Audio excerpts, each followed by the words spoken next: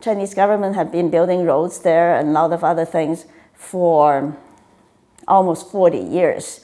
And I often met these people from Eastern Africa.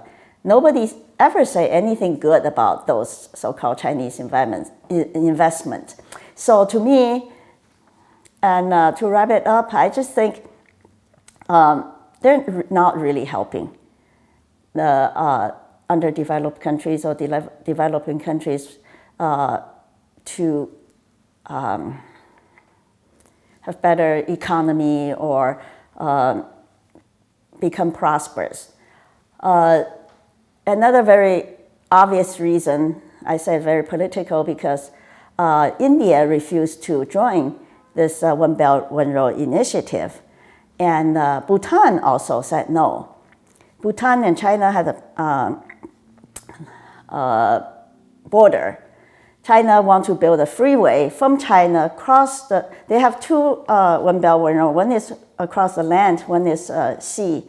And on the land, they cannot cross India, and it's a big trouble for them because they want to impact those countries.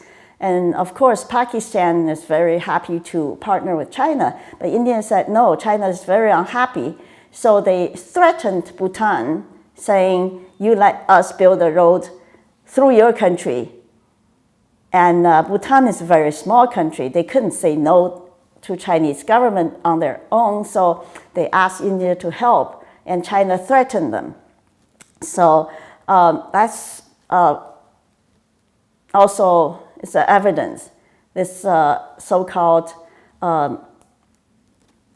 Chinese helping is basically just benefit the CCP and want to take advantage of those developing or underdeveloped countries for their own benefit. But Chinese economy itself is a planned economy. So it's not market economy. So they're not making a profit, even though they're investing so heavily in those countries, but they're not making any profit. They're just dumping money to buy influence, and most importantly, they buy vote in United Nations.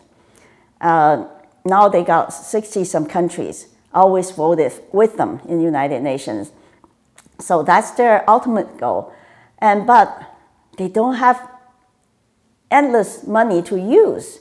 So now Chinese government is in deep trouble because they're very short of cash.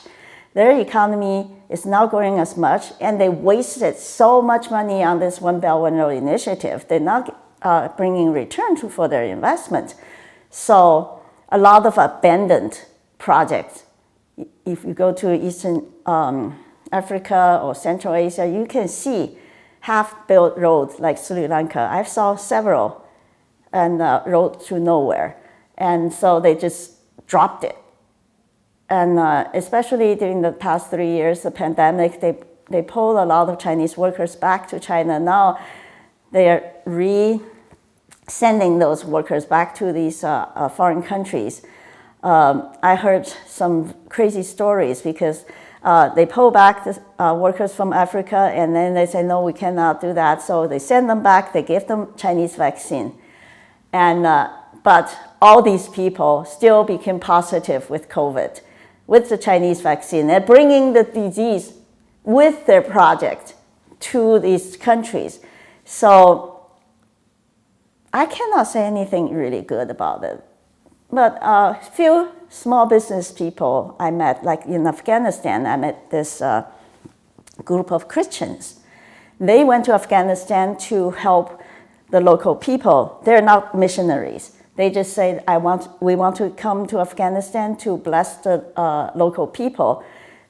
So they used the One Belt, One Road initiative as a shelter. So the government gave them approval.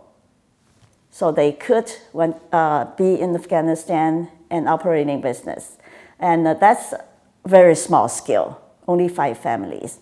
They were there, I visited them, and they were doing a very good thing in Afghanistan.